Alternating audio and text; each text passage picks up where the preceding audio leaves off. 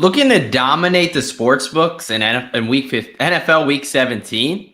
Looking to win your fantasy football championship? Well, my friends, you've come to the right place. Stay tuned for expert NFL injury analysis, fantasy football tips, and of course, NFL best bets.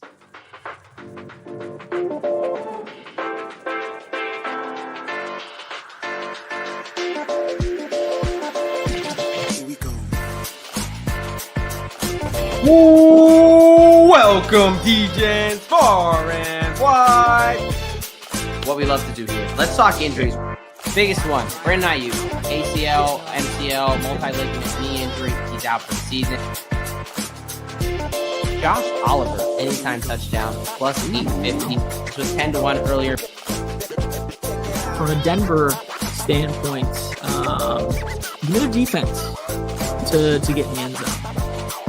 Welcome to the official Degen Doc Red Zone Bitching Hour. The only thing I want to bitch about is basically they were so bad that CD was just, he had a decent day. Let's get this off the screen for just a second. I'm going to hijack this. We're going to go to the professor's office hours. Oh! For a second here.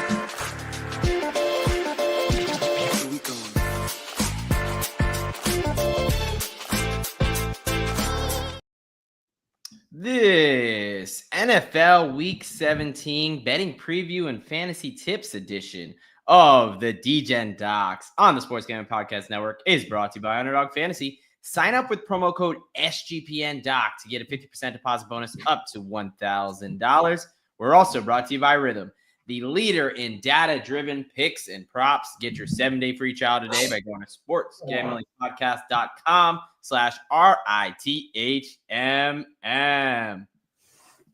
Welcome, DJs, far and wide, to another edition of Degen Docs. What is up, folks? I'm one of your hosts here, the OG Degen Doc himself, and I'm joined by my brother in degeneracy, Mr. Derek Bennett, a.k.a. Professor Locks. How you doing tonight, brother? What's up, my ho-ho-ho? Whoa. This is a family-friendly show. This is how we're going to start it off. That is absolutely... It's that time of year, my guy. It is almost Christmas time. So cheers to you, the wonderful audience. Cheers to you, my friend. Cheers to the holidays and cheers to football over the holidays. Obviously, we got an interesting schedule. We're going to keep the schedule the same as far as Monday and Thursday, but we've got 2 Christmas games on Wednesday. So we've got a packed show for y'all. We are, of course, going to start off with our injury rundown. We're going to go through the biggest NFL injuries, both offense, defense. If it's a big injury, we're talking about it because it not only affects whether it's fantasy football, real football, but it affects the lines in the sports book. So we're making sure that you know that information and how to use that information. We're going to go over some waiver wire targets for those of you lucky enough in your fantasy football championships. And, of course, we're going to get to, hey, what do we already like for next week? What have we already got money on? And we've got a game tonight. Might forget because it maybe is not the most entertaining on paper, but, hey, that's why they play the games. Obviously, a big spread. But we're also going to be breaking down with the Saints-Green Bay game. We're going to be breaking down the Chiefs-Steelers and the Ravens-Texans on Christmas Day there. So we've got a lot to get to. But before we do that, let's talk some, as we call minor league football, man. How are you feeling? I know I gave out Notre Dame, Ohio State went 2-1. I also gave out the under in that game. Yep. Look, I expected Tennessee's offense to suck, but I did not expect their defense to get absolutely routed. As a noted Buckeyes fan, how are you feeling after that beatdown on Saturday night? Yeah, a hell of a lot more confident right now than I was at this point last week. I mean, on the show, I didn't really say a whole lot just because as a Buckeyes fan, there was so much shit being talked here in Ohio about the Buckeyes. And you saw that in the game. I have never seen other teams come into the shoe or, fan wise and actually be able to put some fans in the stands. I mean, they represent. Usually you see a little sprinkle up in a corner somewhere, but Tennessee definitely travels well. We knew that, and the Buckeyes fans were obviously perfectly fine with staying at home and watching this game from their couches. And I don't know if you really had a bad seat, whether you were at the game or on your couch as a Buckeye fan come Saturday night. Everything kind of went as we like to see. But yeah, definitely more confident. It'll definitely be interesting in a rematch up against the Oregon Ducks. Yeah. No, look, I mean, that was for me more of a fade of the freshman quarterback for Tennessee there. Sure. I didn't think Tennessee was a good team all year. They went on the road 4 times before that. They were 2-2. They lost at Arkansas. So I liked Ohio State there. But I will say, looking forward at the next round, I think I'm on all the dogs to cover. Really? And a couple to outright win. Yes. Okay. I think the first round was the round of blowouts. It happens. We were on a couple of those. But I think Oregon has not been beaten. I think that's going to be the best game, obviously. But I do think Oregon, I think they have time to prepare. I think that they're a good team. It's going to be a shootout, but I like Oregon. I love Notre Dame against a freshman quarterback. Beck out for the season. Now, they did lose a defensive tackle for the year. That might hurt a little bit. But I think they're going to be able to load the box, and I don't think that freshman quarterback is going to be able to throw against them. That secondary is one of their strong suits. So I like them. And I like Boise and Arizona State to keep it close. I was not impressed by Penn State. Their defense, yes, but not by their offense. Yeah. Boise State's going to be able to control the ground a little bit more. They're going to not have to kind of throw there. And I think that, man, Boise State, they're a solid team. They've lost. Their one loss was to Oregon, 3 points in Autzen. I mean, that's basically what Ohio State did. Yeah, no, I completely agree with Boise State. I have not been impressed with Penn State's offense all year. I mean, they've definitely taken a small step forward than their typical offensive production. But like you said, I really don't see where Drew Aller is going to necessarily go in and light up a Boise State team who has played really, really well all year. Like you said, went into Autzen and ended up losing by 3 points early on. And I think, the Notre Dame Georgia game is an interesting one. I think that's probably the one that I'm looking forward to the most. Like you said, with Georgia now turning over to the freshman quarterback, Notre Dame, I don't know what to think about them still. I give Indiana their props. They came back late in the fourth quarter and made it the score respectable. Garbage time. But yeah. I don't know if Indiana is still like at the level of a Georgia, of a Notre Dame, of a Penn State. Let's go. I just don't think this Georgia team is nearly as good as the past teams they've had in the past 4 or 5 years. I think the defense is leaky, and I think that their offense was already bad.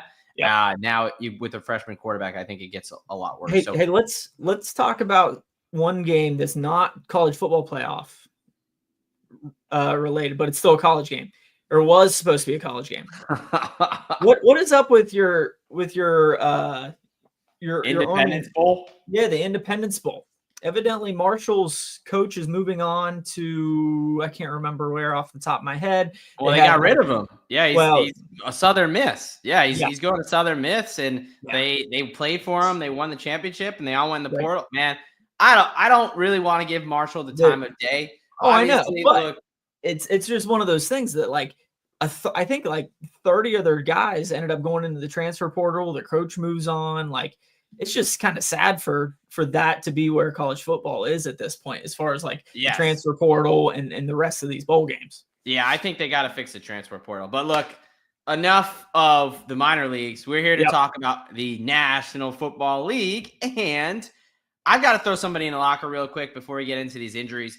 I got 2 people to throw in a locker. First off, Todd Bowles. Todd motherfucking Bowles. Oh, my goodness.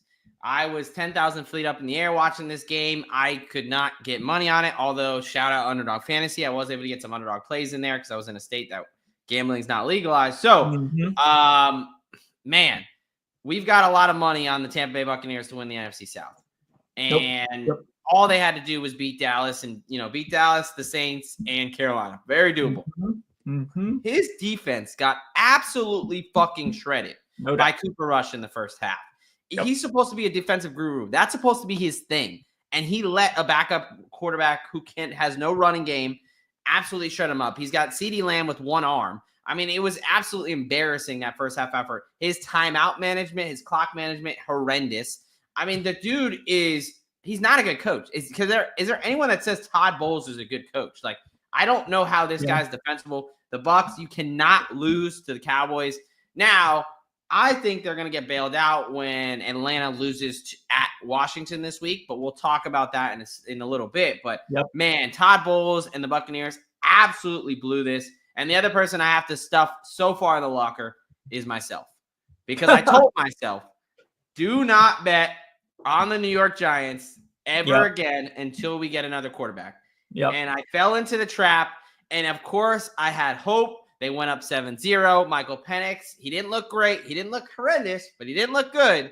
And Drew fucking Lock was so sad about being a starting quarterback. He wanted to get back to the bench so fast. He threw 2 interceptions and a fumble in back-to-back possessions. Absolutely horrendous. So that's on me. Hand up. I fucked up. I put the Giants anywhere near the locks, so that is on me. Is there anybody you'd like to put in the bitch about before we get to these injuries? Yeah, can we talk a little bit about the Arizona Cardinals and Kyler Murray? I've thrown them in many times. I'm off that ship, but go ahead. Holy smokes. Like, they are, like, so imbalanced as a team. Like, 1 week, you know, they will play offense and put up some numbers, and then the next week, like, or in defensively, sometimes they'll hold teams to, 14, 16 points that are bad teams like the Carolina Panthers. And then you go out and give up 36 points to Bryce Young, who we thought, we were throwing in a locker and just leaving there as of like a month ago.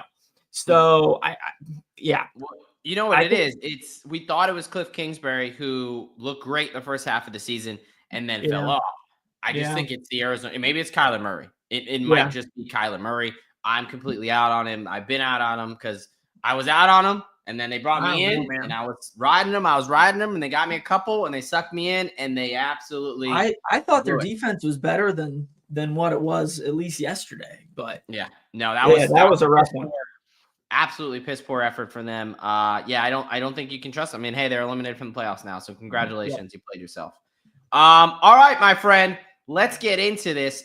Before we do, I got to tell you about some of the great things over on the SGPN app. That's right, Sports Gambling Podcast Network app. All of our picks and podcasts in one place for free. Just type in SGPN in the App Store. You can get this show. You can talk about college football, whatever you want. SGPN has it. All right, let's get into the injury rundown.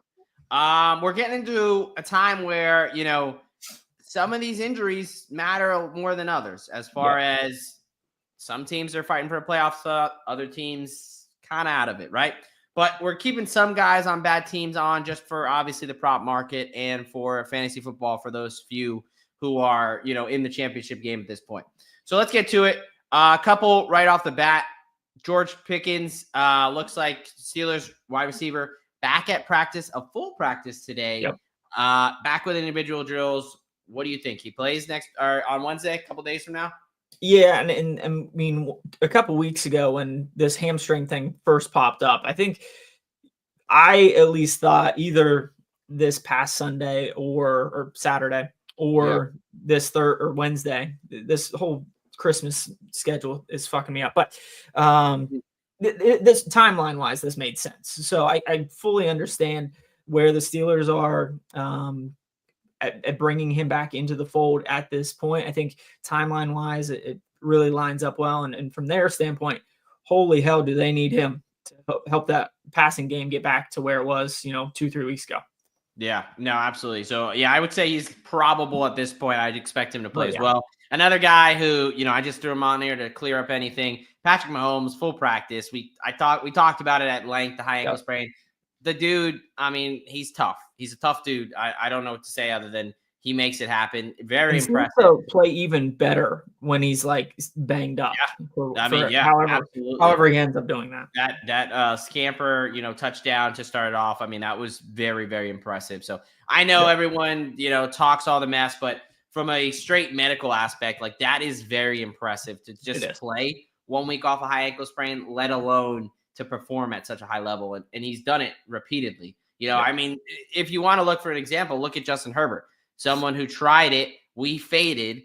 We worked out for us. They lost the game. He re-injured his ankle. I took his passing yards under. Like, that is what a typical situation looks like. Not what Patrick Mahomes just did. So I understand the media is kind of all over him. I get it. It's annoying, but that is impressive. All right. Speaking of another quarterback who Philadelphia Eagles lost and are likely, likely out of the number 1 seed. We'll see. Detroit would have to lose 2 games now, but unfortunately, what happened? Or the Vikings. Or the Vikings. Yeah, really, actually, they're more likely. But picked up a concussion. Obviously, never like to see anybody get hurt. So he took a hard hit, and his head kind of bounced off the turf there. He, for his credit, I mean, Jalen Hurts is a very tough dude, the Philadelphia Eagles quarterback. As much as I do not like the Eagles, this dude is hard to not like. He plays the game the right way. He's tough. He tried to play it off, he hit the thumbs up. He's like, "Hey, I'm good, man. Don't worry about me. Don't put me in that fucking blue tent." He got his bell rung, and his head hit off the turf. He's in the concussion protocol. Now, we've talked about concussions plenty of times, mild traumatic brain injuries, and this kind of sliding scale of what does the NFL decide to do this week? Typically, later in the season, as playoffs start coming around, they get a little bit more loose with that concussion protocol. You start seeing guys clear. Typically, as a majority this season, guys miss a game. Now, I mean, the way the line is priced, the way that everyone's talking, it's almost expected that he's going to be back in time. Let me tell you, the amount of weight that Jalen Hurts squats has no relevancy to his brain function and how fast he can come back from a concussion.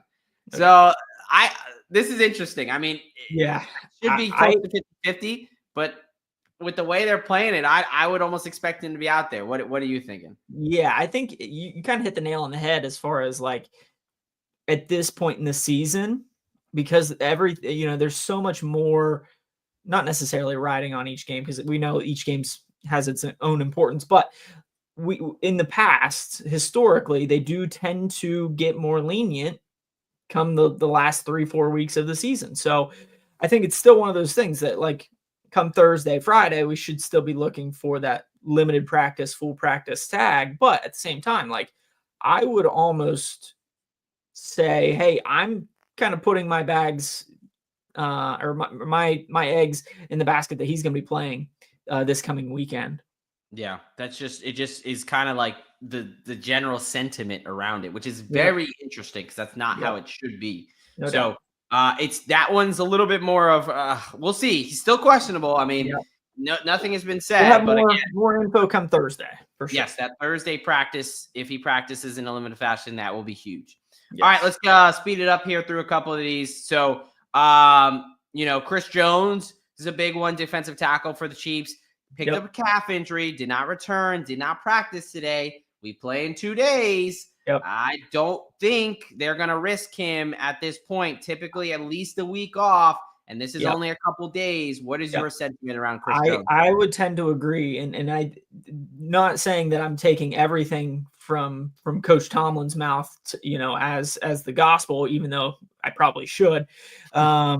He said, coming out of that Saturday game, it's kind of like a Thursday turnaround, but I mean, you come off a short week too. Yeah. So it's one of those things where come Wednesday, if you didn't come out of that Thursday game healthy, it's going to be hard to bounce back for that Wednesday game. I mean, they have a similar thing with Joey Porter Jr. I mean, he banged up his knee, and although it sounds like the Steelers are going to be getting some help back on the back end, he's probably not going to be there. So same thing here with Chris Jones. I think he left the game, didn't come back.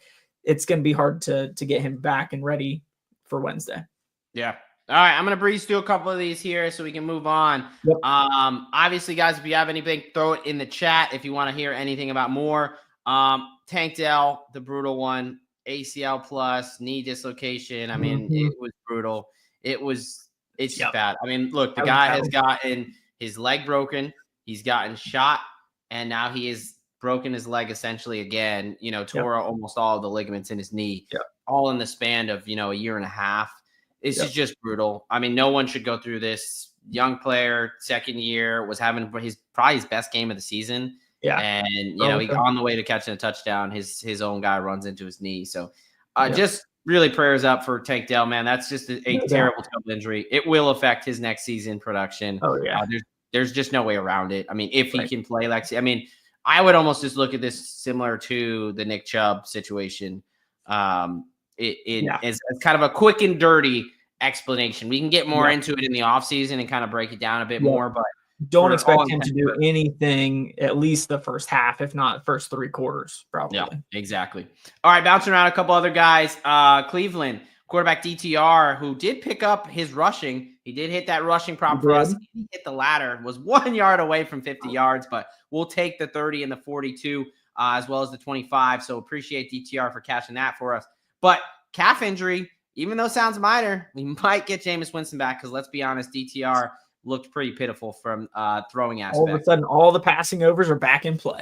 Back in play, baby. David Njoku, though, MRI on his knee, still awaiting more news. Another guy we're waiting more news from is running back Kenneth Walker, who was getting some tests done in his ankle, who had to get banged up late in the game. So some question marks there on some guys. You can throw Tyrone Tracy in that bucket as well. He aggravated a ankle injury. James Conner, another guy, we're kind of waiting on words on his knee. So all those guys are kind of squarely questionable.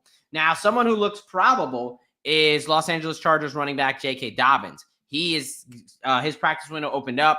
All expectations are he's going to play this week. If they win, they lock up a playoff spot. Obviously, them beating Denver last week, which we won't mention which host picked correctly on that game last week. But speaking of that, can I throw Jim Harbaugh in a locker real quick for being a rules fucking nerd?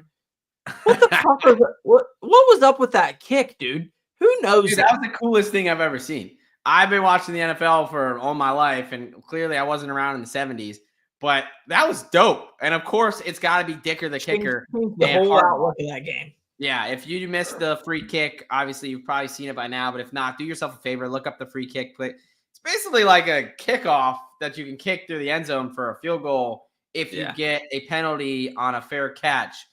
Interesting, obscure rule that I had no idea existed until Thursday. But do yourself a favor and look it up if you What kind of nerd knows that? Jim Harbaugh. I'll tell you what, Terry McCauley might be the only one right away. So he might have been around for the one in the 70s, which is funny because different story. But Terry McCauley reached out on X, and he was like, because I was talking about some play that happened. Anyway, story for another time. Next week's banner, remind me about Terry McCauley. But anyway, this week, last ones I want to mention, Atlanta wide receiver Drake London left the game with a hamstring injury, although minor. Y'all know how I feel about hamstrings. Do not love that. As well as Washington Commanders cornerback Marshawn Lattimore looks like he re-injured his hamstring. Definitely don't like that for this week and potentially longer. And then finally, San Francisco left tackle Trent Williams is going to be out for the season with his ankle injury, just too much. So anything else you want to throw in there real quick before we move on? Nope, I think that should be good. All right, moving on over to Underdog Fantasy. These are our friends over at Underdog Fantasy. Our friends when you're in a layover in a state that decides they don't like gambling. And I want some action on this because I'm going to have a 3-hour flight where nothing to do but watch this game. Underdog Fantasy. Use promo code SGPNDOC for a 50% deposit bonus up to $1,000 in bonus cash. They've got NFL, college football, MMA, anything you could want, Underdog has. So sign up today with promo code SGPNDOC to claim your special pick and first-time deposit offer up to $1,000 in bonus cash. UnderdogFantasy.com. Promo code SGPNDOC. All right, my friend. Would you like the Warrior or the Wussy for this week? Give me the Warrior. Jonathan Taylor. I touched on him last week, and this is part of the reason why I ended up taking the Colts as one of my locks, which ended up covering. But yeah, JT coming off of that obscure fumble that he had 2 weeks ago just sounded pissed anytime anybody asked him about that whole play. And he brought it to the field yesterday. 29 carries, 218 yards, and 3 tuds. He's a stud. I'm glad that the Colts have finally figured out, hey, if we just hand the ball off 30 times, we're going to be okay. Yeah, or they could just let Anthony Richardson run too, and just don't anything but letting him throw, and I think we're okay. I think he threw 12 times, 11 times. Yeah, I mean, they won. They won. Yeah. That's all they got to do to continue to have the shot at the playoffs. So, all right, and then our wussy of the week, Todd Bowles. I already threw him in the locker. How are you losing to the Dallas Cowgirls in a must-win situation? He is. I don't know what he does. I don't know what benefit he provides to that Tampa Bay Buccaneers team. He got to ride Tom Brady's coattails for a little bit. Todd Bowles, congratulations. You are our official wussy of the week. All right, we've got some quick waiver wire targets. Look, I know this doesn't apply to everybody. Hopefully you made your fantasy football championships. I know that Josh Allen was taking me there, and he absolutely crashed and burned for me. So, yeah, that doesn't help. But here's some guys that we think have the potential to pop off if you need someone, whether it's an injury situation or you need a quick fill-in. You got a terrible matchup you want to throw in. I'll quickly just break these down. Bryce Young, obviously looking a lot more competent. That's Tampa Bay Buccaneers defense. If Cooper Rush could tear him up, why not Bryce Young? Amir Abdullah, with Sincere McCormick being out, with no Zamir White, rushing, receiving game. He gives you that threat, has found the end zone the past 2 weeks. Jalen McMillan, another guy who's found the end zone the past couple weeks here, becoming that number 2 wide receiver. Sterling Shepard, hamstring injury. Trey Benson, what's going on with James Conner's knee there? We kind of want to know. And then Dalton Schultz, no Tank Dell. CJ Stroud relied on Dalton Schultz. He's got a good matchup against a bad Ravens secondary this week. Yep. All right, my friend, we're going to get into this, and then I want to hear what your early line betting lock is for this week. Our friends over at MyBookie, look, we started with MyBookie, and now we're back. We've been running with SGPN for years. They've got their new and improved website, Live Dealer Casino. We're going to talk about a bunch of bets for this game today and the Christmas games that you can get all over at MyBookie. Plus, head on over to MyBookie. Use promo code SGPN for a 100% deposit match up to $1,000 plus a $10 casino chip. $10 in a dream, buddy. That's all we can ask for. MyBookie.ag, promo code SGPN. Also brought to you by Rhythm. That's right. Rhythm is the #1 AI-powered sports betting platform that helps provide bettors of all levels the ability to build custom predictive betting models in seconds. Get predictions on money lines, spreads, totals, and props. Claim your 7-day free trial today by going to sportsgamepodcast.com/rhythm. That's sportsgamepodcast.com/RITHMM. All right, my friend, before we get into this nice slate here, what are your early line locks? What do you already have money on for NFL Week 17? Yeah, since this week is so screwed up, I got 2 for you. One I think will definitely help us in the futures market. The Washington Commanders as 4-point favorites at home against the Atlanta Falcons. A rookie quarterback and Michael Penix didn't really have any great points in the game this past weekend. I just think the Washington Commanders are trying to get back on a little bit of a roll here going into the playoffs. So give me them as 4-point favorites. And then the Dallas Cowboys as 9.5-point dogs going to Philly. I think it's just one of those things where, for whatever reason, Dallas has played really, really well the past 4 or 5 weeks. I think they've won 4 of the last 5. The only one that they ended up losing was that fluky punt thing against the Bengals a few weeks ago. And, it's one of those things where if we get the news that Jalen Hurts isn't playing, I could see this climbing up a little bit more for the Cowboys. So I'm going to go ahead and jump on them at 9.5. Yeah, no, I like that Cowboys. I already put money on that too. Because I understand that the kind of expectation almost at this point is that he's going to play, but there's no guarantee he's going to play. Yep. And Kenny Pickett versus Cooper Rush, you're going to give Kenny Pickett 9 points? What are we doing? So I like that. Where I'm going with Seattle -4. You could lay the -3.5 with the juice. I just took -4 at -105 at Chicago. Chicago's offensive line is very beat up. They've got Braxton Jones, one of their best tackles, is going to be out for the season. You've got Tevin Jenkins, who's not practicing, and you've got a team that just looks defeated. Caleb Williams, when he's down 20, he looks fairly good, but the Seahawks need this game. They're still in contention for either the wild card or the NFC West. They're trying to put it in a position where it's a playoff game between them and the Rams at the end of the season. So I'd like the Seahawks laying the 4. I also like Denver on the road, plus 3.5. I think Denver is going to get Riley Moss back at cornerback number 2. That's going to be huge. I think that pass defense is going to look a little bit more like we're used to them seeing when Riley Moss returns to the lineup. So I like that. And the Bengals have just played a lot of bad teams. I'm not convinced that they've fixed all of those issues. Their offense, yes, I understand they have the ability to score on anybody, but I am not convinced. The defense still sucks. I'm not convinced it's a playoff team. I think this Cinderella story that everyone's trying to peddle ends this week. And then Green Bay money line was at plus 100, plus 105 when I grabbed it earlier today at Minnesota. I think the Green Bay Packers are a better team than Minnesota. I think they're more complete. I think Minnesota's horseshoe is all the way up their ass. I think Sam Darnold's turned into a bit of a pumpkin here. And I like Green Bay. I think they're resting. I mean, we're going to get into this game today, but they're resting guys with the idea that they want to beat Minnesota next week. So that's what I've got my money on already. Look, folks, the way we're going to break down these games is a little bit different. Typically, we go full spiel all into Monday night or Thursday night because it's the one game. We've got 3 games, and we got to get you out of here in 10, 15 minutes for kickoff here. So what we're going to do is we're taking this whole slate. We're going to kind of do a quick breakdown as we give out our 2 to 3 favorite bets for each game for both Monday night and the Christmas night's game. So we've got the 5-9 New Orleans Saints heading up to the Green Bay to Lambeau Field, take on the 10-4 Packers in this game here. My friend, I will let you start.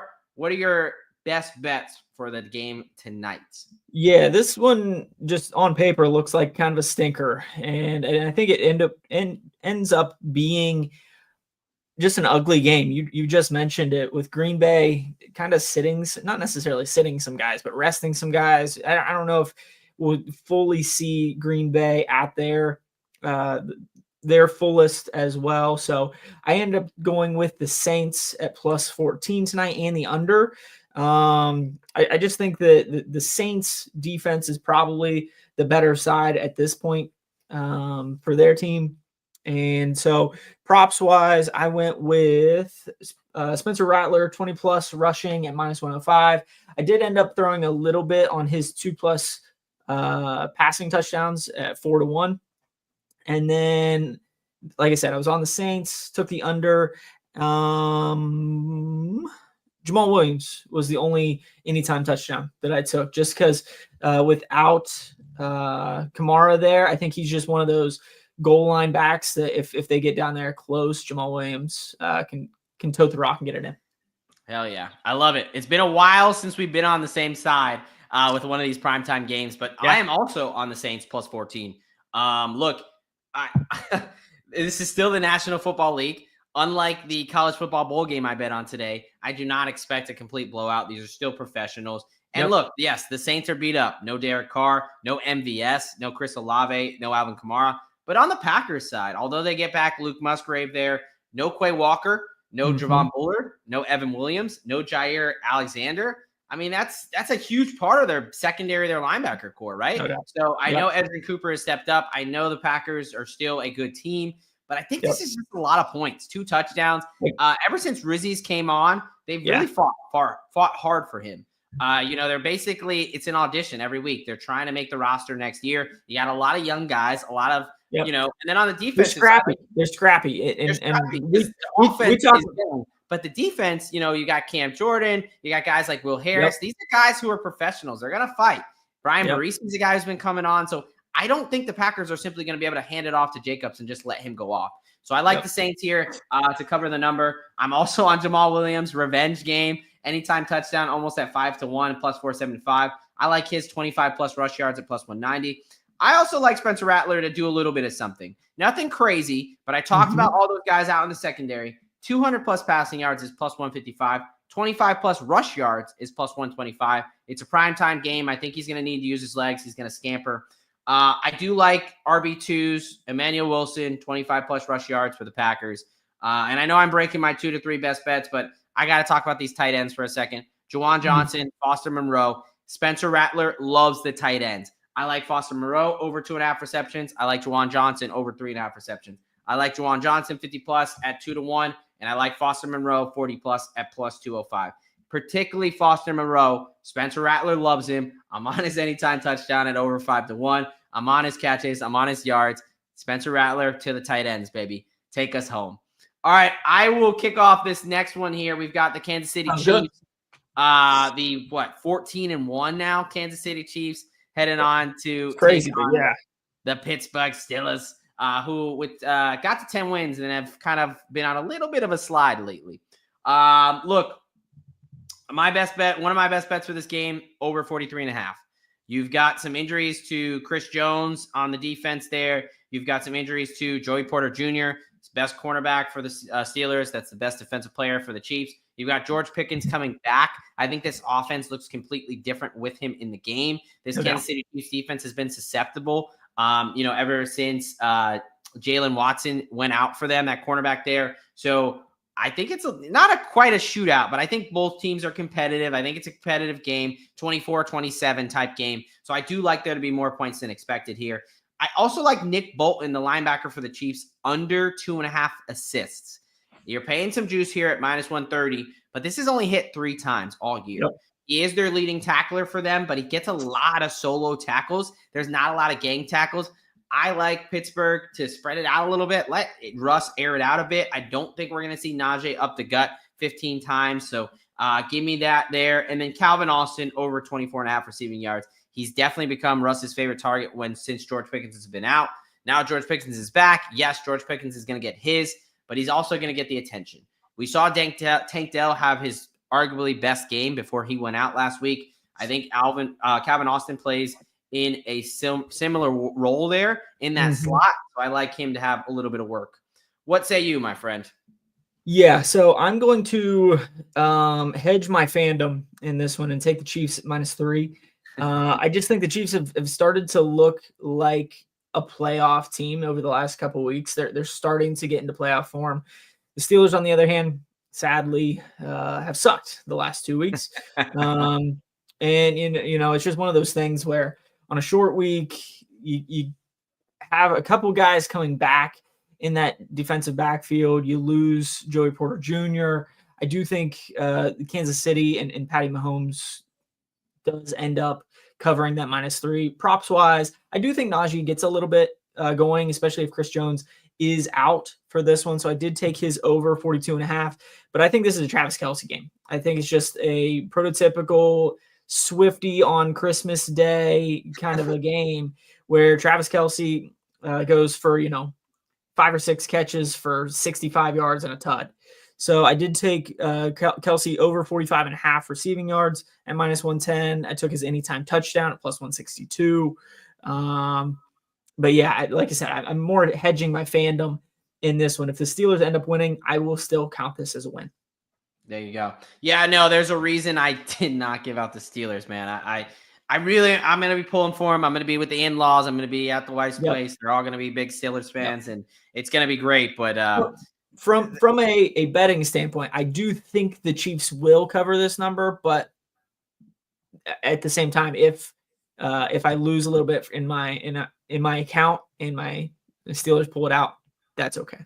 It's worth it. I mean, because that really, really would help them to help secure that AFC North as opposed to being on the road for the playoffs. So it's a big game. It's a big game for both. I mean, the Chiefs, if they win this game, they essentially they secure the number 1 seed.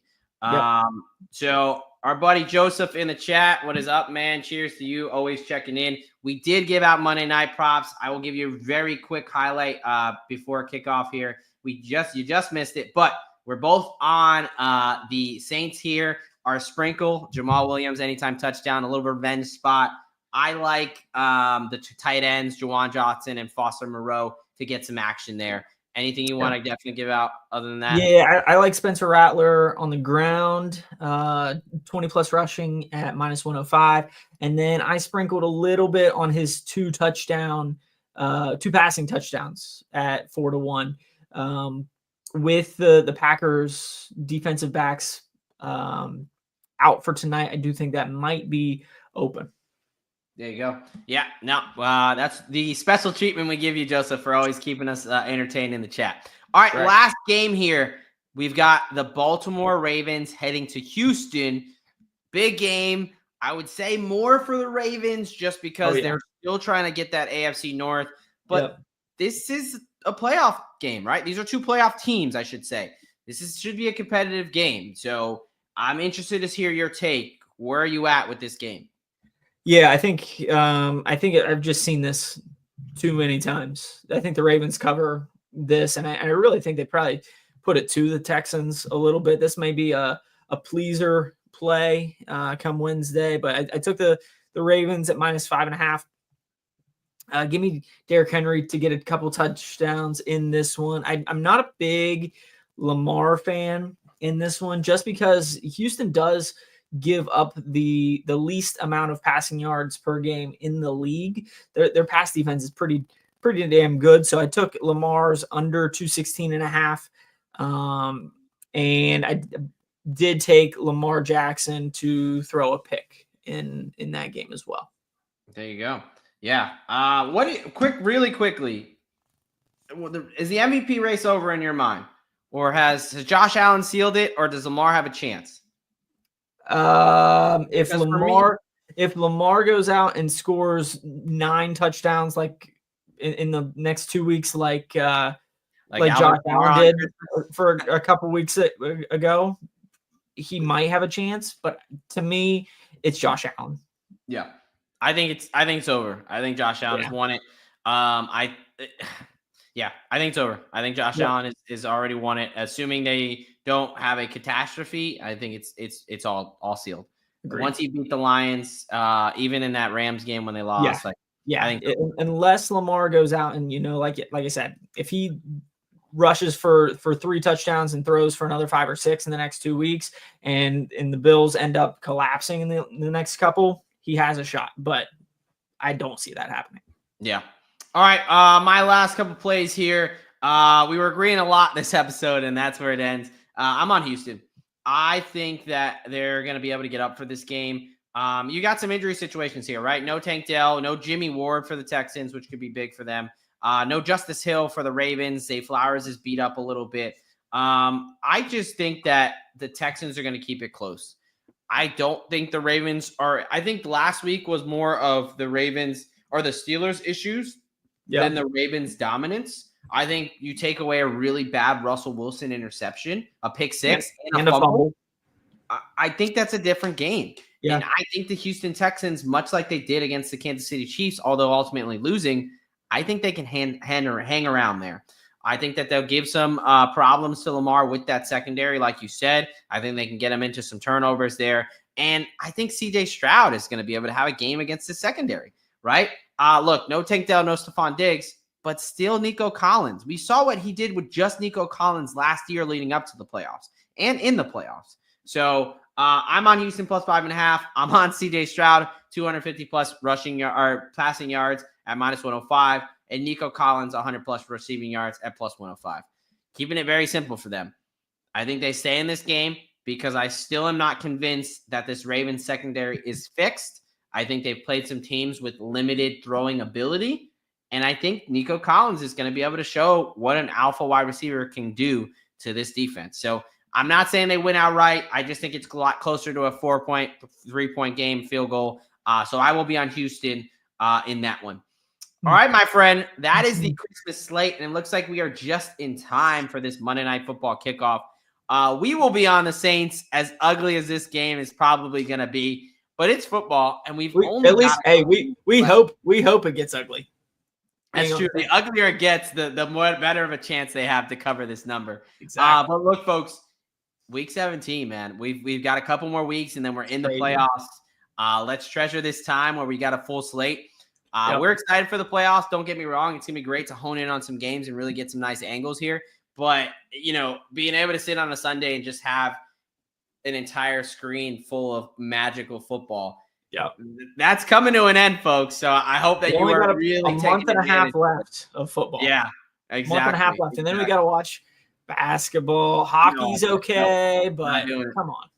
No, except my Florida Gators looking pretty good in NCAA basketball. I will say that. But anyway, all right, enough of that. So, do you have anything for the good people before we get out of here, my friend? No, happy holidays, Merry Christmas, all of the things. As you're sitting around with all of the family and friends that you'll be seeing over the next couple of days, make sure you remind them, hopefully at this point, hey, check out the Degen Docs on Spotify, Apple Podcasts, all the things. Follow us on X, YouTube, TikTok, Instagram.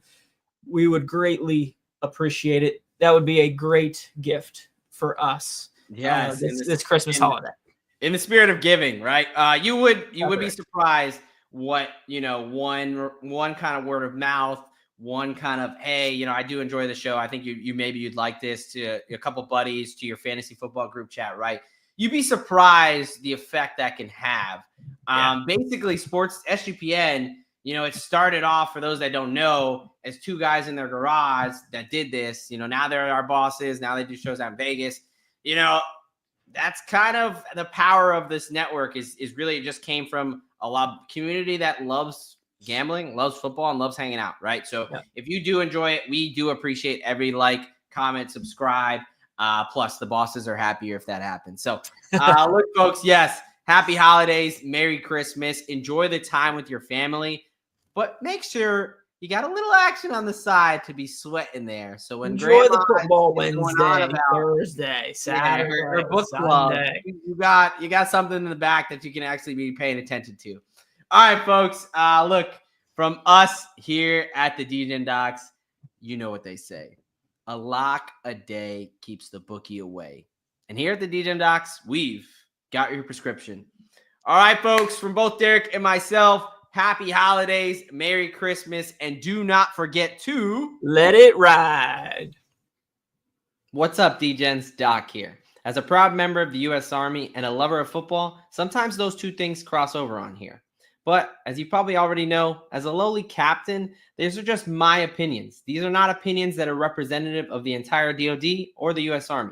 The same thing goes for any references to any commercial products or hyperlinks. Again, that does not constitute an endorsement from the DoD or the Army.